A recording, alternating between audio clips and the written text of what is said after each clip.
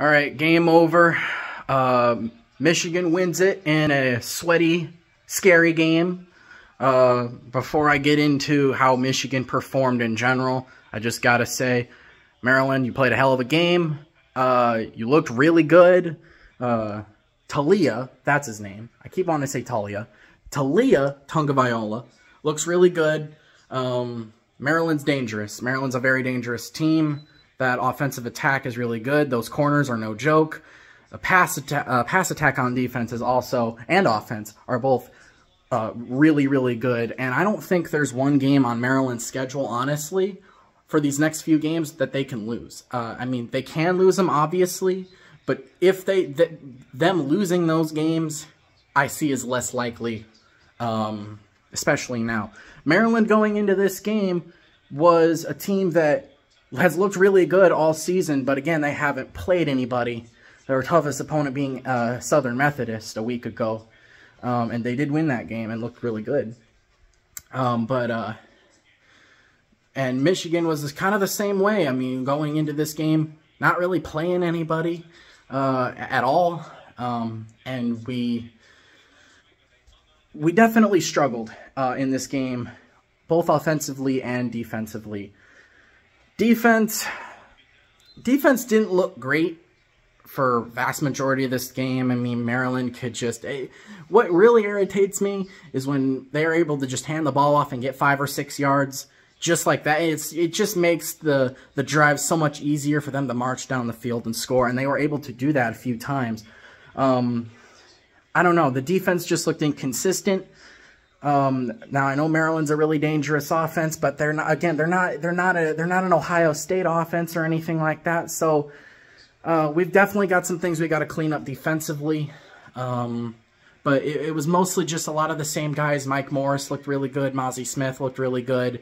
Not Dax Hill. I wish. Mike Sandra still looked really good. We had a couple of interceptions in this game that were really good to see. We had a fumble recovery in the beginning of the game. So I feel like if some other things would have went differently, Maryland could have won this game. They definitely could have won this game if they had not thrown those picks when they did, and they didn't drop that fumble at the very beginning of the game, and we scored on the very first play. Defense didn't play great, but came up big when they needed to, when they really, really needed to. They got those picks, they got those stops, they did what they needed to do when they really needed to do it. I wish they could have played like that all game, but, you know, Maryland's offense is definitely a lot faster, a lot stronger, a lot better than all the other 3 teams we played this year combined. So, finally it faced adversity on defense, and while they didn't look great, they did what they needed to do. I'm rooting for Maryland. I really like Taulia, or is that how you say it? Taulia, however way you say his name, I can't remember. Tagovailoa looks really good. I think one of the better quarterbacks in the Big Ten. And yeah, that's pretty much what I got to say about the defense and about Maryland in general. Now on to the offense. Blake Corum is a beast. He could not be stopped today. He really reminded me of Kenneth Walker III from Michigan State last year when we played Michigan State. We looked better than them, Michigan State, last year. We were winning. We were supposed to win that game. We clearly looked like the better team, but we couldn't stop Kenneth Walker, the running back, so they ended up winning that game. And it looked a lot like that today. So Blake Corum had a field day today. I think 244 yards rushing, something crazy like that, which is a school record. Like 27 rushes. But that's kind of the thing that's a little concerning to me, is we only really have one attack when it comes to running backs. We only have one running back right now that is like a real threat. CJ Stokes went in for one play, and I like CJ Stokes, but he went in for one play and fumbled the football and gave it back to Maryland. And then Isaiah Gash went in there on a 3rd and 4, couldn't get anything going. Blake Corum handled the entire workload on when it came to running back. we desperately need Donovan Edwards back. We cannot have Blake Corum running the ball all game. This is just how you get players get hurt. And Blake Corum is clearly our biggest and best threat on the team, and we can't afford to have him get hurt and, you know, running the ball 27, 30 times a game, 35 times a game. It's just, that's how you get guys hurt. You just don't want to see that happen. He's probably pretty banged up. He got hit a lot today, so hopefully he's okay and he's still really healthy and everything. But you hear about guys getting hurt or playing a great game, but they carried the ball 25, 30 times, and the very next week they're hurt or they're just not in. They have a backup in. And last year it was great because we could rotate Hassan in and we could rotate Blake in, and Hassan was really like the core of that running game. You could give him some rest, but now Hassan's in the NFL, and Blake Corum is really our only threat back there, especially without Donovan Edwards. If we can get Donovan Edwards back, that would be great, because Donovan Edwards not only is a great rushing attack, but he's also a great pass attack. He can also throw the ball. So if we could get Donovan Edwards back, that would be fantastic. But Blake Corum, player of the game, man's a beast. Pretty much carried this offense. J.J. McCarthy. He didn't necessarily play a bad game. When it came to passing the ball deep, he was inaccurate. He overthrew 2 or 3 times. He underthrew once. When it came to crossing routes or screen passes, little throws, little dinky plays, he was great. I mean, he looked fine. But he still made mistakes. Throwing the ball deep, and just, he did connect on one to Ronnie Bell in the fourth quarter. I believe it was in the fourth quarter. So it wasn't all bad. And in terms of how his completion percentage was all right, was pretty good. And he threw 2 touchdown passes in this game. He didn't throw any picks, so it's not like he made any major mistakes. He almost threw a pick, but there was a pass thrown in the end zone caught by a Maryland guy, but he was out of bounds, so it didn't count. But other than that, McCarthy didn't play a great game, in my opinion. I think honestly we've got higher expectations for JJ. If this had been Cade McNamara, I would have been like, okay, you know, Cade played a really good game for the type of quarterback he is. JJ, you'd expect better. He's got a higher ceiling, in my opinion, and a lot of people have a lot of hope for JJ, but it was the Blake Corum show today. In terms of receivers, Luke Schoonmaker, our tight end, I believe he had the most catches, and he looked really good today. I know Eric All, they haven't talked about it at all, but Eric All is hurt, our best tight end, so that's no good to see. But Luke Schoonmaker is a great backup. He's a great tight end in his own right, and he's no Eric All, but he is going to be able to get in there. He's a big guy. He can catch. He can run. Luke Schoonmaker looks really good as well. Maryland's secondary was excellent today. These corners were excellent. Really couldn't get any open passes. Cornelius Johnson had a catch today, so finally got to see Cornelius Johnson. Andrew Anthony had a catch. He had another pass thrown to him that I believe he dropped or just wasn't to him. I think it was one of those deep balls that JJ missed on. I think it might have been the underthrown one. But Roman Wilson had a touchdown, but he was pretty much, in terms of how the type of day he usually has, he wasn't really there. He had the touchdown catch. He'd done things here and there. Ronnie Bell was, other than Schoonmaker, was our best wide receiver today. He had a few catches. I believe he had that touchdown. Schoonmaker actually had that touchdown in the beginning of the game when it was the kickoff and Maryland muffed it. We picked it up, scored on the very next play with like 3 seconds taken off the clock. got to give credit to Maryland, too, for coming back from that. That was really impressive. Maryland played a really impressive game, and I mean, I'm not a Maryland hater at all. I don't hate Maryland. There's no reason for me to hate Maryland. We've beaten them 7 times in a row now, but this is definitely the game where they gave us the most struggle, because even last year we beat them by 41, and years before, I think we didn't play them in 2020, but in 2019 we beat them like 38-7 or something like that. So every year we play them, we dominate, besides 2014 where they did beat us.